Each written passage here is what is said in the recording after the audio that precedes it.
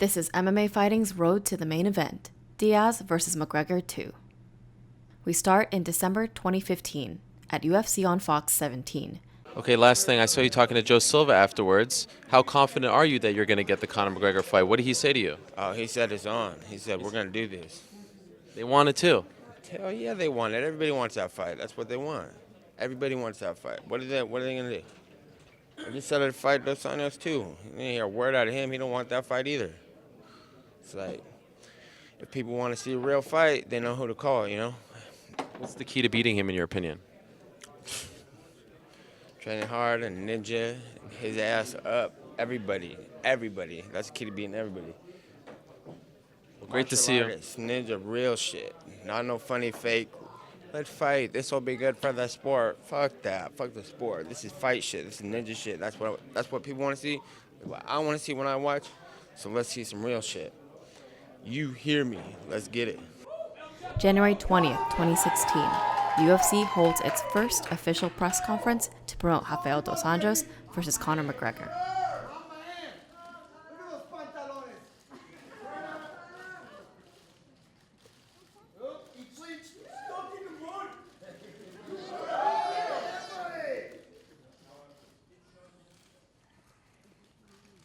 If there's no, injury or anything like that holds you up after UFC 197, can you say you would fight at 200? I'll be fresh after 197. I believe I will dust Rafael inside 1 minute. He is a slower, sloppier version of Aldo. He's like a bum version of Aldo. So I believe in absolutely everything. I believe inside 1 minute I will dust him. I will exit the contest fresh. I will cash the check. I will sign the next contract for UFC 200, the brand new MGM, and we'll go again. 2015 was my year. 2016 is also my year. Every year is my fucking year. February 23rd, 2016. Dos Anjos pulls out of the fight due to a foot injury. What is the latest in this saga between RDA and Conor? What's going to happen? Okay, well, let me take a few steps back. Rafael Dos Anjos, of course, he was supposed to fight March 5th against Conor McGregor. On Friday, he broke his foot, his left foot. Now, his plan was, okay, let me take the weekend off, let me try to rest, heal it up, and then hopefully on Monday, I'll feel a lot better. Went to see his doctor on Saturday, wasn't feeling too great about it, but still the plan was, let me take a couple days off. Informed the UFC on Monday about it. They went and checked in with him, sent him to a doctor. Doctor then confirmed that he has a broken foot. He can't put any pressure on the foot for at least 3 weeks, probably going to be out for at least 6 weeks. He doesn't need surgery as of right now, but I was told by his coach, Rafael Cordero, that it's pretty swollen, so they have to wait for the swelling to go down before determining really how bad it is. So, of course, the UFC now has to adjust. As we sit here right now, around 2:30 p.m. Eastern on Tuesday afternoon, I believe that it is a two-horse race. It's Nathan Diaz and Donald Cerrone. The names that have been considered over the last 24 hours or so, maybe a little less. Frankie Edgar was considered. He has a groin injury. He can't take the fight. Jose Aldo considered a little bit, but I don't believe he was at the top of their list. I do believe Nate Diaz was at the top of the list from the get-go. Cerrone right below him. And right now, as I said, two-horse race with those two names being the most prominent ones. Later that day, the UFC announces that Nate Diaz will face Conor McGregor. February 24th, the very next day, the UFC holds a press conference at the UFC gym in Torrance, California.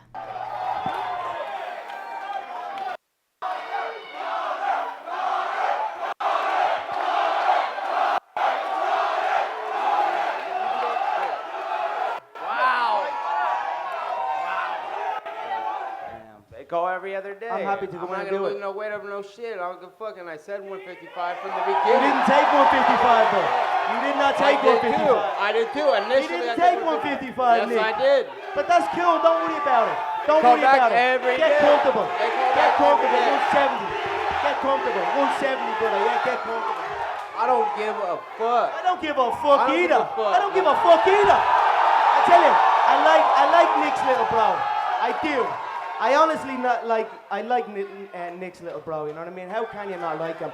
He's like a little cholo gangster from the hood. But at the same time, but at the same time he coaches kids jiu-jitsu on a Sunday morning and goes on bike rides with the elderly. He makes gun signs with the right hand and animal balloons with the left hand.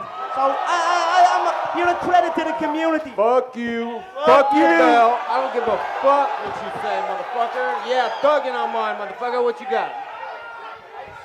He's all right, Nick. He's okay. Nick's so proud of you all. Go ahead, Evie. Fuck your bitch ass belt too. Fuck the belt. I don't give a fuck about the belt. The only belt I care about. Why you bring it everywhere? Why you bring it everywhere? I don't give a fuck about nothing. The only thing I give a fuck about is the check, and my checks are super heavy. I don't give a fuck about no belt, motherfucker. Fight ass whoopings all day. March 2016. It is fight week for UFC 196. I'm certainly going to toy with the young boy. I'm going to play with him. His entries and his exits, his retreats, his feints, his patterns are all identical. He can't break out of his set routine, so he is very, very predictable. I think the speed, people gave Jose the speed advantage, but that was a mistake. When the fight began, I had the clear speed advantage. I was light on my feet, zipped in and out. I think it will be very, very evident the speed difference. I also know he's heavy on his lead foot, but really now he's like an injured gazelle and he's more heavy on his left foot. So these are subtle tells that I tell. So I'm going to go in and play with him. There are many, many shots. The Mealua, the 360 roundhouse, the soft body on him. He has a soft, flabby body like he was a fat guy. You got it all figured out, but who do you train with? He's a soft. You have no training doesn't matter. partners. You have no boxing, you're trying to pass the limelight. No grappling. I train with this guy. Look at him. Go video him. Get that camera away from me. You got tapped out by That's a two sign of a man who's guineas scared that for I've his never heard life. of. Man up and be yourself. Right. You're like a gazelle. You're a little bunched up together, hoping that no you get training spared. partners. Where's But I'm your a credential lion. at? You knocked out midgets. I'm a lion in there, and I'm Short going to eat little you alive. people. Your little gazelle friends are going to be staring through the cage, looking at you, getting your carcass getting eaten alive, and they can all do figured nothing. out, huh, All they're going to motherfucker? do is say, No training "We're never partners going to at cross all. this river again." Where's your boxing? Who do you train with? You got that little goofy motherfucker with you? You got that skinny I'm training little for real. twerp, No, I that got little real skinny training partners. bitch I at the do real open camps with workout. real training Who do you partners. train with? Top I'd slap 10 the head off your fighters, whole team top one by 10 one. You and your big brother. Top 10 You and your jiu-jitsu big guys. Top 10 kickboxers. You're playing touch butt with that dork in the park, the ponytail. And I'm the one who ain't got no training partner. I don't think so. You seem to have it all figured out when you're fighting midgets. You got shit. Bring your training partners in. You're gonna need them. My whole team will fucking beat your whole team's ass. How about that?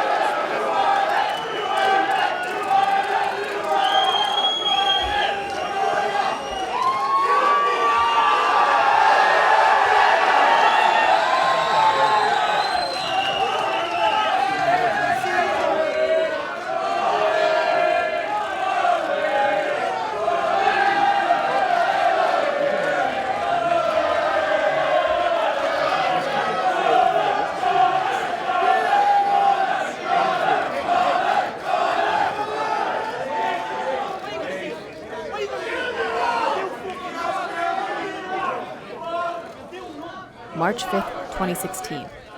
Nate Diaz defeats Conor McGregor by submission in the second round. It's a bitter pill to swallow. I took a shot. I went at it. I feel I was simply inefficient with my energy. Usually, I fight a man in the division I am champion in, and they crumble under those shots. But Nate took them very well.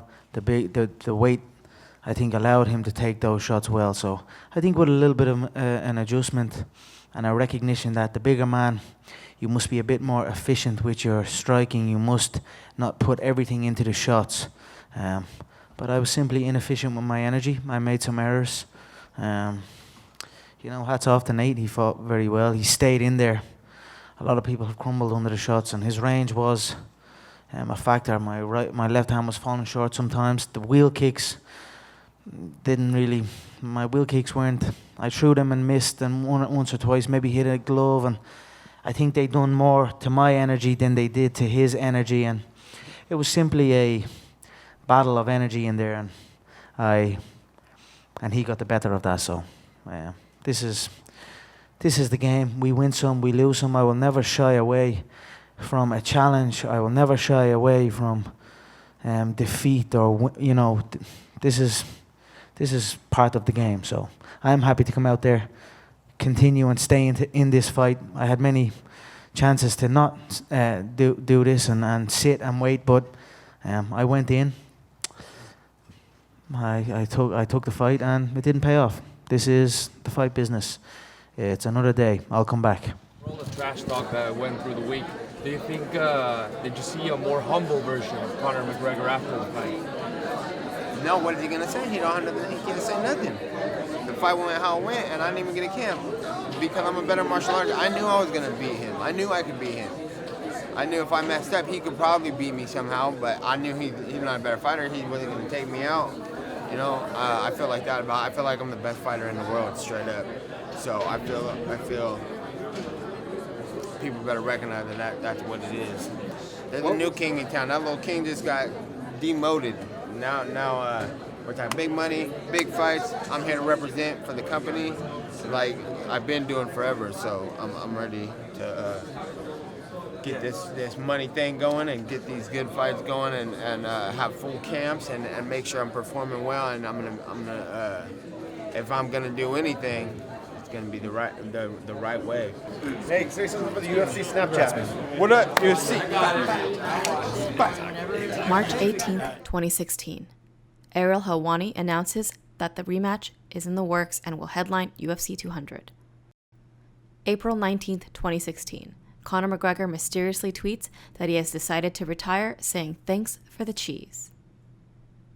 Later that day, the UFC announces that Conor McGregor has been pulled from UFC 200 because McGregor refused to fulfill the UFC's promotional obligations. April 22nd, the UFC holds a UFC 200 press conference. Nate Diaz is present with no opponent. I came to fight Conor McGregor, and I don't really have too much interest in anybody else. I don't have any interest in fighting at all. But if that's what we were gonna do, I thought we were gonna do it. Listen, I was talking to some of the guys backstage, the fighter. They would like Conor to fight on the card too. People want Conor to fight. So do the fans, the media, everybody. You think I don't want Conor to fight? Of course I do. But it's not right. You can't not show up for this stuff. You can't do it. It's not right. The Fed will be ruling him out at this point. Yeah. I just want to make sure. Do you see? Yes. Holy shit. Dana said at the top of the press conference that you're going to remain on the card, that they're going to find you a new opponent. I'm wondering if that interests you, if anyone outside of Conor McGregor interests you for UFC 200. Ariel just got here. I didn't ask for that fight, but he asked for it and he wanted it. And if that ain't going to happen, I'm going on vacation. So just to be clear, it's Conor or no one for you at 200, right? And I'm also wondering if you read what he wrote on Facebook yesterday and if you understood, you and your brother have sometimes had issues with doing media tours and things like that. Do you kind of understand where he's coming from a little bit? He's got a lot of catching up to do, so there ain't no time for this shit. You know what I'm saying? It's like, I've been dodged all this for years. I've been in trouble for it, So I understand. It's all good. Let him do his thing, get his train on, and then get ready to fight. It's all good with me. So have you told Dana, say, look, this is the fight that I want. This is the fight that people want. Let's just make the fight. If you're okay with it, have you tried to have that conversation with him? That's what he wanted, and I'm down for whatever. Like I said, I'm going to come here to fight if we're going to get that fight going. If not, I'm going on vacation, for real. June 4th, 2016. Ariel Helwani announces that the Diaz versus McGregor rematch is now in the works for UFC 202. July 7th, 2016. the UFC holds a press conference for UFC 202. Both fighters are present. You know, I've simply prepared a little bit more specific. Usually, I don't prepare for a specific opponent, and the reasons are clear to everybody. Everyone I face pulls out. They pull out all the time. Last-minute pullouts have been a staple in my career. So I just carried on training. Even though I was preparing for Dos Anjos in the last contest, I didn't even bring a southpaw into the camp. So this time, I'm preparing for a tall, lanky, ugly Mexican southpaw. And that's it. A lot more specific. I'm going to go in and put this man away, and that's it. After what happened at the press conference in April, with Nate showing up, you weren't there, and he said, I'm not going to fight on this card, that he only wanted to fight against you, and then the negotiations afterwards. I know there's a rivalry between you two, but in a weird way, is there almost like this unspoken bond between you two as well? You know, real fighters respect real fighters, so I respect that he held out for me as well, but at the same time, he played a safe option. He didn't take what's known in the game as a McGregor risk. You know, he was offered welterweight belts, he turned them down. He was offered lightweight belts, he turned them down. He played what was in his mind, a safer option. But I respect that he did it. It was a smart move on his behalf, why not? But not everyone is willing to take the risks that I am willing to take. Nate, I see you laughing over there. What is going through your mind when you... Hey, this arena is beautiful, but these fucking microphones suck. I can't hear shit.